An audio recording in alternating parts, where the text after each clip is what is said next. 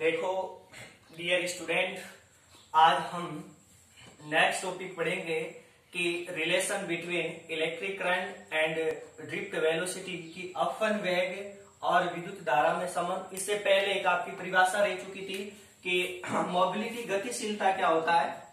कि देखो गतिशीलता आपके क्या होता है कि मैंने बताया था गतिशीलता को म्यू से प्रदर्शित किया जाता है। किसे प्रदर्शित किया जाता है? म्यू से। जो ड्रिफ्ट वेलोसिटी होती है ये किसके समानुपाती होती है? विद्युत क्षेत्र के समानुपाती होती है। ये समानुपाती चिन्ह मिटेगा तो उसके स्थान पर कोई नियतांक आएगा, वो नियतांक आता है म्यू, और इस म्यू को ही क्या बोला जाता है? मोबिलिटी गतिशीलता कहा जाता है। अर्थात इस म्यू का मान क्या हो जाएगा कि VD vector upon E vector. अब यहां से परिभाषा हो जाएगी। परिभाषा ये भी हो सकती है कि अपवन इलेक्ट्रॉनों के अपवन वेग का परिणाम और विद्युत क्षेत्र के परिणाम के अनुपात को गतिशीलता कहा जाता है। या बोल सकते हो कि किसी भी चालक में 1 वोल्ट मीटर विद्युत क्षेत्र आरोपित करने पर चालक छड़ में इलेक्ट्रॉनों का अपवन वेग ही क्या कहलाता है? क्योंकि इसका मान 1 हो जाएगा तो अपवन वेग ही क्या कहलाता? गतिशीलता कहलाता है। और उसके पश्चात आपके देखो इसका मात्रक क्या हो जाएगा कि वेग का मात्रक क्या होता है? मीटर प्रति सेकेंड अपॉन विद्युत क्षेत्र का मात्रक क्या होता है? वोल्ट बटे मीटर होता है। वोल्ट बटे मीटर, तो मीटर से metre square upon volt into second. ये मात्रक हो जाएगा मीटर स्क्वायर बटे वोल्ट इनटू सेकेंड। मात्र इसकी विमा ज्ञात करोगे तो विमा हो जाएगी इसकी L2 हो जाएगी क्योंकि मीटर स्क्वायर है, और वोल्ट की क्या होती है? M1 L2 T माइनस के 3 और A माइनस के 1, और समय की क्या होती है? T1 होती है। आगे बात समझ में कि वोल्ट की क्या होती है? M1 L1 होती है और T माइनस 3 A माइनस 1। तो देखो ऊपर जाएगी ये L2 T माइनस के 1 M माइनस के 1 T3 प्लस की हो जाएगी A1, और ये किसकी हो जाएगी? माइनस में। तो कितनी हो जाएगी? L1 एक बच जाएगी और M माइनस के 1 T2 और A1। ये क्या हो जाएगी? गतिशीलता की विमा। लेकिन आज हमारा जो नेक्स्ट टॉपिक रहेगा वो क्या रहेगा कि अपवन वेग और विद्युत धारा में संबंध। अब देखो वो क्या होता है, मैं क्या लूंगा? पहले एक में चालक छड़ ले रहा हूं और L लंबाई की कैपिटल L लंबाई की मैं एक चालक छड़ ले रहा हूं। कितने? कैपिटल L लंबाई की मैं एक चालक छड़ ले ली। ये कैपिटल L लंबाई की चालक छड़, और कैपिटल L लंबाई की चालक छड़ लेने के कारण इनके जो है इनका क्षेत्रफल क्या है? एकांक क्षेत्रफल A दोनों का है। और इन एकांक क्षेत्रफल में उपस्थित इलेक्ट्रॉनों की संख्या कितनी है? N है। और इस T समय में इसमें जो आवेश प्रवाहित हो रहे हैं, कितने समय में? T समय में। और इसके चालक छड़ के पता आपको इसके अंदर इलेक्ट्रॉन रहेंगे, और वो इलेक्ट्रॉन गति करेंगे। वो किस वेग से गति करेंगे? ड्रिफ्ट वेलोसिटी वीडी वेग से गति कर रहे हैं। फिर इस चालक छड़ को मैं क्या करूंगा? एक V वोल्ट की बैटरी से क्या कर रहा हूं? जोड़ रहा हूं। कितने वोल्ट की? V वोल्ट की बैटरी से जोड़ने के कारण इनमें विद्युत क्षेत्र उत्पन्न हो जाता है, और विद्युत क्षेत्र की दिशा होती है वो किधर होती है? प्लस से माइनस की, और इलेक्ट्रॉन इस तरफ बह रहे। तो अब मुझे आगे बात कि अब चालक छड़ में उपस्थित इलेक्ट्रॉन द्वारा, क्योंकि इलेक्ट्रॉन यहाँ पे भी है और यहाँ पे भी इलेक्ट्रॉन संपूर्ण चालक छड़ में रहेंगे, तो अतः चालक छड़ द्वारा कि चालक छड़ में उपस्थित इलेक्ट्रॉन द्वारा स्मॉल t समय में तय किया गया विस्थापन कि कुल L लंबाई की छड़ है उसको विस्थापन कितना तय, यहां से लेके इलेक्ट्रॉन यहां तक आने में कुल कितना समय लेगा या कितना विस्थापन तय। विस्थापन जो इसका है कितना समय लेगा लिखूंगा। अतः चालक छड़ में उपस्थित इलेक्ट्रॉन द्वारा चालक छड़ में उपस्थित इलेक्ट्रॉन द्वारा L लंबाई की छड़ को, कैपिटल L लंबाई की छड़ को पार करने में लगा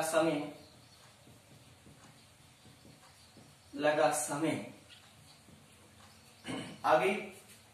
और समय बराबर क्या होता है? विस्थापन बटा, क्योंकि वेग बराबर क्या होता है? विस्थापन बटा समय।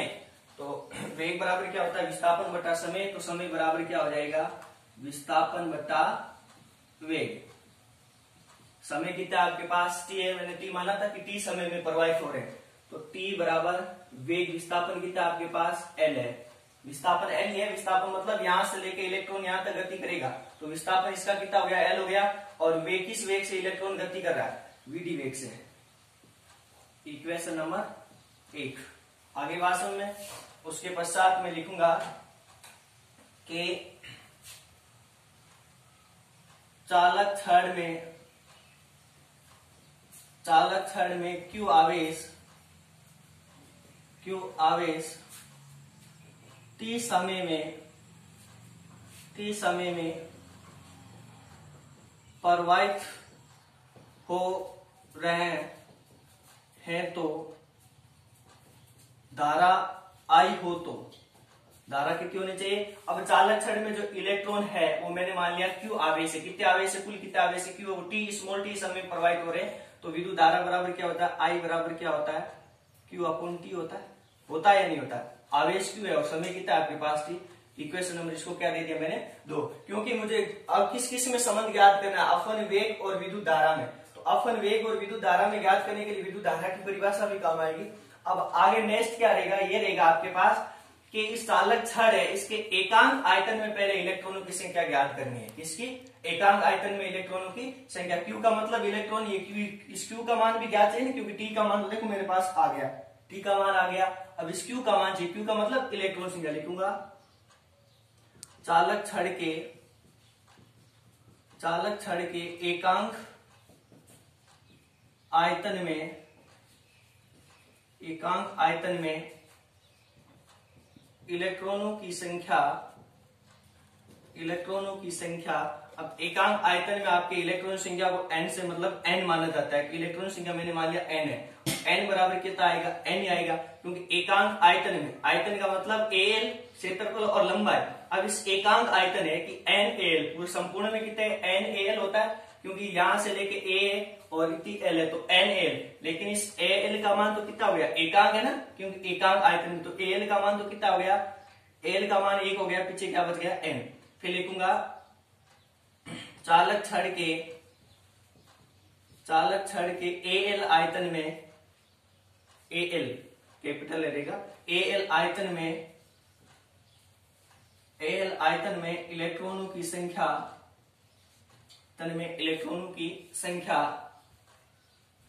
अब इलेक्ट्रॉनों की संख्या को वही n से प्रदर्शित किया जाता है। अब Al आयतन में कितनी हो जाएगी, NaL। आगे बात समझ में, NaL होगी क्योंकि संपूर्ण में ज्ञात कर लिए। फिर लिखूंगा कि NaL इलेक्ट्रॉन में कुल आवेश, चालक छड़ में कुल आवेश कितना है, वो आवेश ज्ञात करना है। क्या ज्ञात करना है, कुल आवेश। अब आवेश का फॉर्मूला क्या होता है कि आवेश का वांटिकन क्या होता है, Q बराबर Ne होता नहीं होता, Q तो ये रहा। अब n का मान इसका, n बराबर NaL है ना, ये तो इलेक्ट्रॉन की संख्या और ये भी इलेक्ट्रॉन संख्या, तो इस n की जगह मान रख दिया NaL और पीछे क्या बच गया E। सिर्फ इस n की जगह मान रखा है, यहां से n है, n बराबर NaL है तो n की जगह मान रख दिया, Q बराबर क्या आ गया NaL। और इसके पश्चात अब लिखूंगा कि समीकरण 1 व 2 से मान, कि समीकरण 1 व 3 से मान, समीकरण 1 व 3 से मान समीकरण 2 में रख दूं कि 1 व 3 का मान आपका ये समीकरण 3 ही है, 2 में रख दूं तो रखा मैंने, देखो 2 क्या, I बराबर Q का मान रख दिया NaLe अपॉन T बराबर L अपॉन Vd। अब इस T का मान रख दो L अपॉन Vd। आगे बात समझ में, तो बार वाली संख्या को इसके बट्टे में 1 मान लिया, बार वाली संख्या को बार वाली संख्या से गुणा, तो I बराबर NaLe Vd अपॉन L से L कैंसिल, तो I बराबर क्या हो गया NaE बेस में आपके लिए। ये क्या होता है कि अपवन वेग, क्योंकि अपवन वेग और विद्युत धारा में संबंध I बराबर NaE Vd।